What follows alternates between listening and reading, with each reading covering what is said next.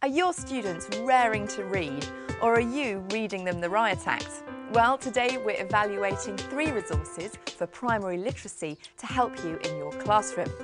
They are an interactive pack that gives a modern twist to a fairy tale, a moving story about a child's escape from the Holocaust, and a programmable robot. So will these resources be acclaimed, or will our panel find their flaws? Stay tuned to Resource Review to find out.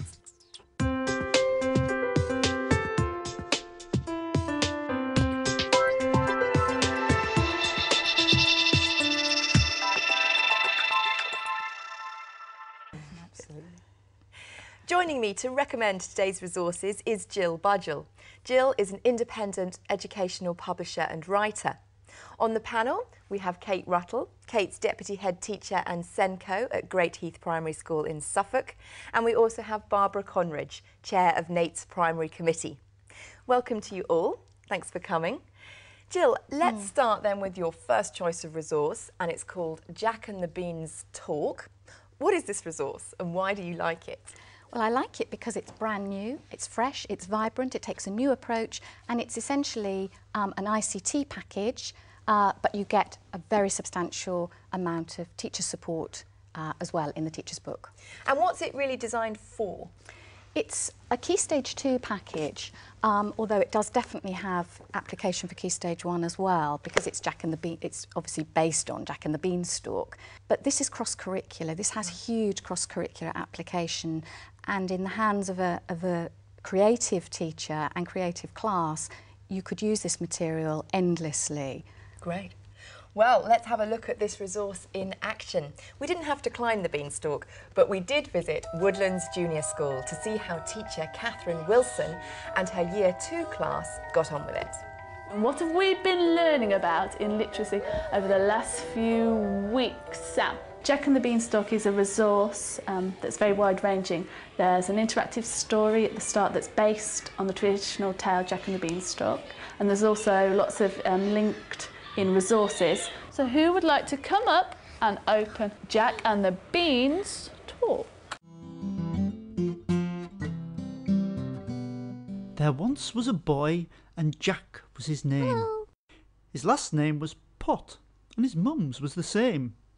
We are going to listen, okay, and watch the story. The work we're going to do is all to do with the story. I think the package is very thorough. There's lots of resources that are linked to certain areas. What I used today, I think, fitted in quite well with what I'd been doing in class recently.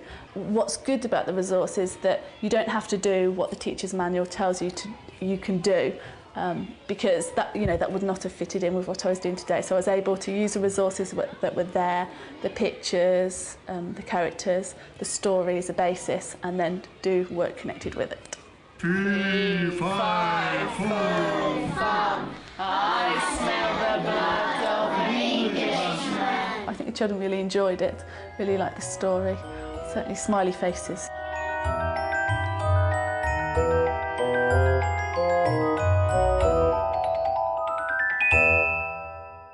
Well, Jill, a very positive review from our teacher who seemed to be getting the most out of this resource. It does seem like it has many facets. Does a teacher have to do a lot of preparation before getting to grips with it? It is a huge package, huge number of resources within it, but to pull it all together, I do accept it could take quite a lot of planning and preparation, and perhaps that's its weakness. Kate, do you think it'd be worth it for teachers to really get into this resource?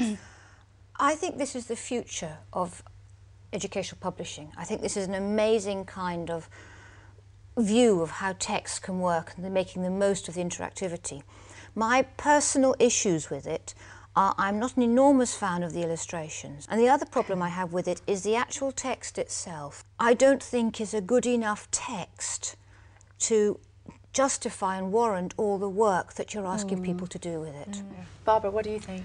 I like a lot of what it does, and I actually quite like the illustrations, and I like the fact that they're moving.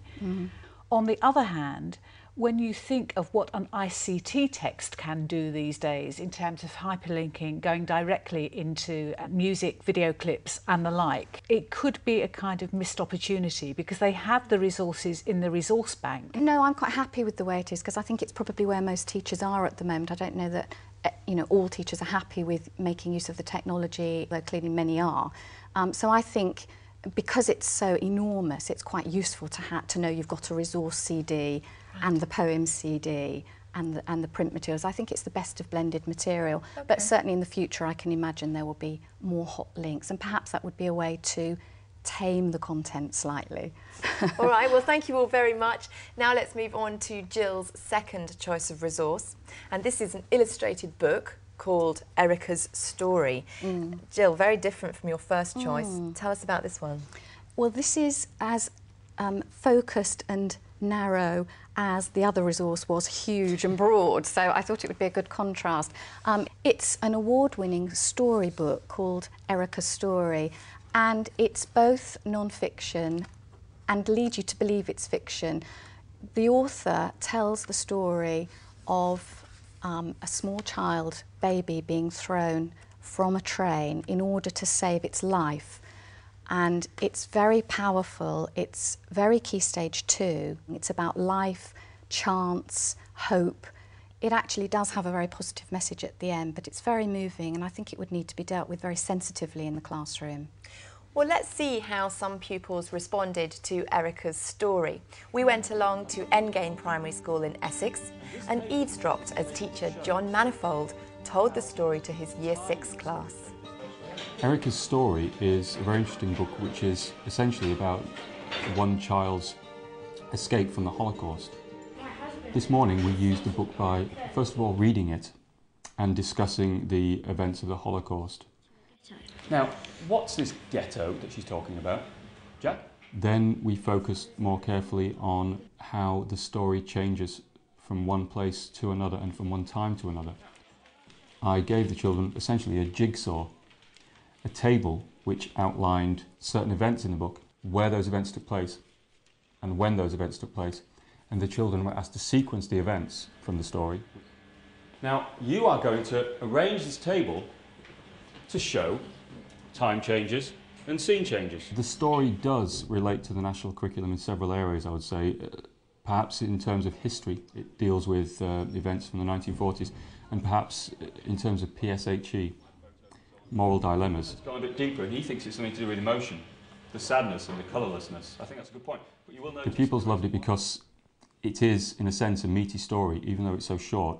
And they loved the high quality of the illustrations and the feel of the book. The physical appearance and the physical texture of the paper really adds to their enjoyment of it. At the end of the lesson, we had to go rewriting parts of the book ourselves. We tried to write sentences that might introduce the changes of time or place, and we tried to keep to the same flavour as the narrative. We're getting the idea now. The thing that I like about the book most is that even though it's about something which is so terrible, it's actually quite optimistic. It's about the Holocaust, but essentially it's about a child's redemption and a child's escape from the Holocaust and the way the child builds a new life.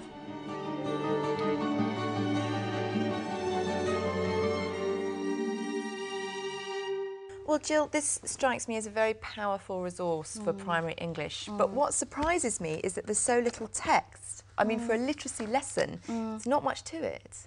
No, I think the teacher that we saw explained it probably far better than I can. There isn't a huge amount of text, but there's a huge amount lying underneath each of the words, which is why I think, although this is a very difficult book to handle, it actually is very optimistic. I mean, Kate, I don't know what you thought, but I find it's a difficult topic. I think that the question is going to be all the way through, you know, what is the learning objective? And I think just simply in terms of literacy, pulling back from the power of the book, which could be used for so many things, I think, you know, I can think of so many learning objectives in the literacy strategy which that book could fulfil throughout the Key Stage 2 range and well into Key Stage 3. And isn't that the essence of a fantastic book? If you can see Absolutely. so many ways to use it in a learning sense, but also it appeals to different people at different levels. The book teaches its own lessons. That's what I love Yes. about it. It's, and why I'm so passionate about really high quality picture books is because they tell their own story, and because they are accessible on different levels, at different depths, for different people, at different times, and for all ages. That book is as much an adult book as it is a child's book. Well, clearly a very powerful and popular resource. Now let's move on to Jill's third choice of resource. This is something completely different. It's Beebot. Now, Jill, let me just clear the table here. Tell us about this resource. Well, Beebot is a bee, and he is an award-winning programmable floor robot.